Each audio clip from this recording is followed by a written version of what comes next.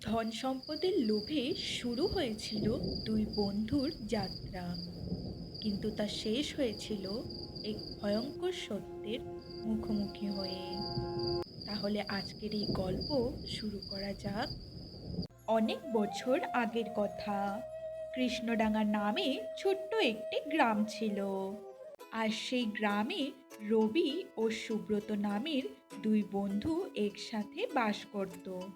এই পৃথিবীতে তাদের দুজনের আপন বলতে কেউই ছিল না। তারা দুজনেই ছিল একজন আরেকজনের পরিবার। ছোটবেলা থেকেই তারা একসাথে বড় হয়েছে, একসাথে খেলাধুলা করেছে এবং একসাথেই সব বিপদের মুখোমুখি হয়েছে। সেই গ্রামে একটি পুরনো হাভেলি ছিল। গ্রামের লোকেরা সেই হাভেলিটিকে ভুতুড়ে হাভেলি বলে ডাকতো। গ্রামের মানুষদেরকে এই ব্যাপারে জিজ্ঞেস করলে তারা সবাই একই কথা বলতো। আমরা আমাদের পূর্বপুরুষদের মুখে শুনেছি এই হাভেলিটা অভিশপ্ত, আর এখানে অশরীরী আত্মারা ঘুরে বেড়ায়। একদিন বিকেলবেলা রবি ও সুব্রত গ্রামের একটি নদীর পাড়ে দেখা করে। কিরে রবি, আজ হঠাৎ এখানে ডেকে পাঠালি কেন? রবি একটি রহস্যময় হাসি দিয়ে বলল, একটা কাজ আছে, তাই তোকে ডেকেছি। কি কাজ? আমরা দুজন মিলে গ্রামের ওই ভুতুড়ে হাভেলিটায় যাব। রবির মুখে এই কথা শুনে সুব্রত আতঙ্কে কেঁপে উঠল। সে তখন ভয়ে ভয়ে রবিকে বলল, তুই কি পাগল হয়ে গেছিস রবি? আজ পর্যন্ত আমাদের বাপদাদারাও হয়তো ওই হাভেলিতে যাওয়ার সাহস করেনি, আর তুই বলছিস সেখানে যেতে চাস? তোকে কি তোর বাপদাদার ভূত এসে বলে গেছে যে তারা কখনো ওই হাভেলিতে যায়নি? আরে না, কিন্তু তুই গ্রামের সবচেয়ে বয়স্ক লোকটাকে গিয়ে জিজ্ঞেস করো, উনিও একই কথা বলবেন। আজ পর্যন্ত এই গ্রামের কেউ ওই হাভেলিতে যাওয়ার সাহস পায়নি। আমাদের বাপদাদারা ভীতু ছিল, তাই তারা সেখানে যাওয়ার সাহস করেনি। কিন্তু আমরা ভীতু নই। আমরা দুজন সেই ভুতুড়ে হাভেলিতে যাব। তখন একদিন আমাদের ভবিষ্যৎ সন্তানরাও জানতে পারবে যে তাদের বাবারা কতটা সাহসী ছিল। রবির এই কথা শুনে সুব্রত কিছুক্ষণ চুপ থাকলো। তার মনে ভয় ছিল, কিন্তু বন্ধুর এই সাহসী কথাগুলো তার মনের কোথাও যেন একটু কৌতূহল জাগিয়ে তুলল। ঠিক আছে, তুই যা ভালো মনে করিস, কিন্তু ওই হাভেলিতে গিয়ে তুই কি করবি? আরে তুই কি ভুলে গেছিস? আমরা যখন ছোট ছিলাম তখন আমাদের গ্রামের কালীচরণ কাকা আমাদের একটা গল্প শোনাতো। কোন গল্পের কথা বলছিস তুই? আগের দিনে নাকি ডাকাতেরা এমন সব জায়গায় যেখানে কেউ যেত না বা পরিত্যক্ত বাড়িতে তাদের লুট করা সম্পত্তি লুকিয়ে রাখত। তারপর তারা নিজেরাই গুজব ছড়িয়ে দিত যে ওই জায়গায় ভূত আছে, যাতে কেউ সেখানে যাওয়ার সাহস না পায়। তাহলে তুই কি বলতে চাইছিস? ওই হাভেলি নিয়ে যে সব গল্প আমরা এতদিন ধরে শুনে এসেছি, সেগুলো আসলে ডাকাতদের ছড়ানো গুজব? আমি ঠিক নিশ্চিত নই, কিন্তু এমনটা হওয়াও অসম্ভব নয়। অনেক বছর হয়ে গেছে ওই হাভেলিতে কেউ যায়নি। হতে পারে ডাকাতদের লুট করা ধনসম্পদ এখনো সেখানে লুকিয়ে আছে। আজ রাতের বেলা হাভেলিটির সামনে চলে আসিস। ঠিক আছে, আমি সময় মতো চলে আসব। তাহলে এখন আসি। সেদিন রাত হয়ে যাবার পর দুই বন্ধু মিলে সেই ভুতুড়ে হাভেলিটির সামনে গিয়ে উপস্থিত হয়। তুই কি সত্যিই নিশ্চিত রবি? তুই এই হাভেলির ভিতরে যেতে চাস? হ্যাঁ রে, এখন চারপাশে কেউ নেই। এই সুযোগে চল, এক্ষুনি ভিতরে ঢুকে পড়ি। কিছুটা ভয় আর কিছুটা কৌতূহল নিয়ে তারা ধীরে ধীরে সেই হাভেলিটির ভেতর প্রবেশ করলো। ভেতরে ঢুকতেই তাদের গা শিউরে উঠল। চারপাশের অবস্থা ছিল ভয়ঙ্কর। জায়গাটিকে দেখে বোঝাই যাচ্ছিল বহু বছর ধরে এখানে মানুষের কোনো পা পড়েনি। চারিদিকে ধুলো জমে আছে, দেওয়ালের প্লাস্টারগুলো খসে পড়ছে, আর পুরনো মাকড়সার জালে পুরো ঘরটা একদম ঢেকে গেছে। রবি, আমার খুব ভয় করছে। চল, আমরা ফিরে যাই। চুপ কর তো।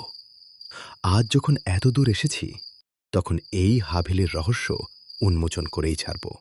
এই কথা বলে রবি ও সুব্রত দুজনে মিলে হাভেলিটির ভেতরটা ঘুরে ঘুরে দেখতে লাগলো।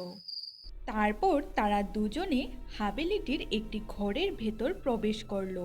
কিন্তু ঘরের ভেতরে ঢুকতেই তারা এমন একটি দৃশ্য দেখলো যা দেখে তাদের শরীর হিম হয়ে যায়। এই ছবিটার সামনে প্রদীপ জ্বলছে কিভাবে? এই হাভেলিতে তো কোনো মানুষের আসার কথা নয়। আমি তোকে আগেই বলেছিলাম এই হাভেলিতে নিশ্চয়ই কোনো রহস্য আছে। চল, সামনের ঘরটাতেও গিয়ে দেখে আসি। তারপর তারা দুই বন্ধু মিলে আরেকটি ঘরের ভেতর প্রবেশ করলো। কিন্তু তারা সেখানে যা দেখলো তা দেখে তাদের দুজনের প্রায় অজ্ঞান হয়ে যাওয়ার অবস্থা।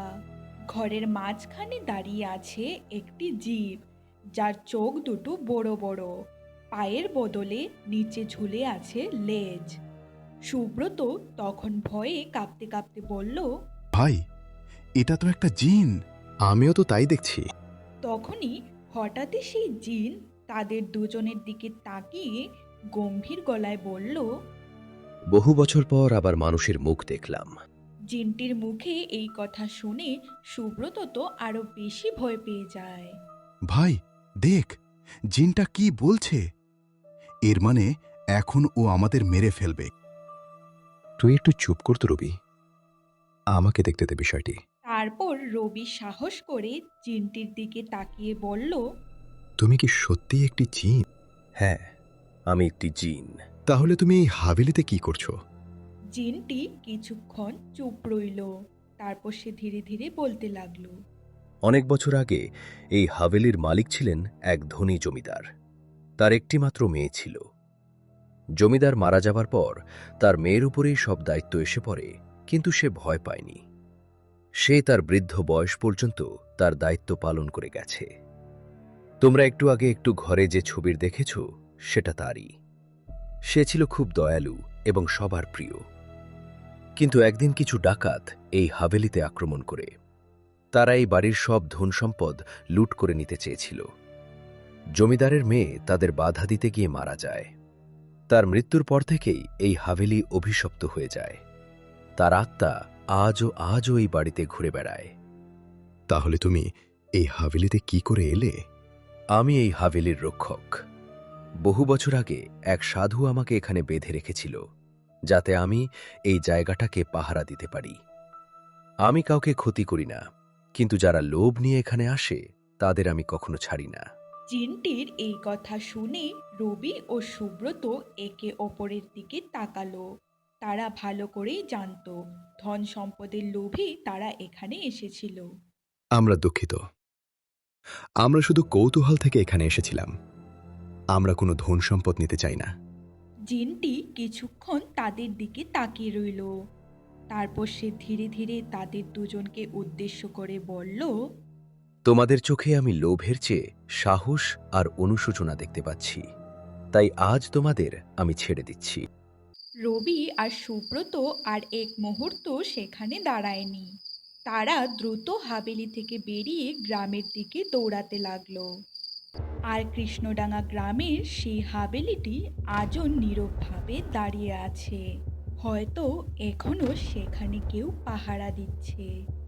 হ্যালো বন্ধুরা, আজকের এই গল্প তোমাদের কাছে কেমন লাগলো তা নিচের কমেন্ট বক্সে অবশ্যই জানিয়ে যাবে। গল্পটি ভালো লাগলে একটি লাইক ও শেয়ার করতে ভুলবে না কিন্তু। আর প্রতিদিন এমন মজার মজার গল্প পেতে আমাদের এই স্টোরি বক্স বাংলা চ্যানেলটিকে সাবস্ক্রাইব করে দিও। আজকের জন্য টাটা।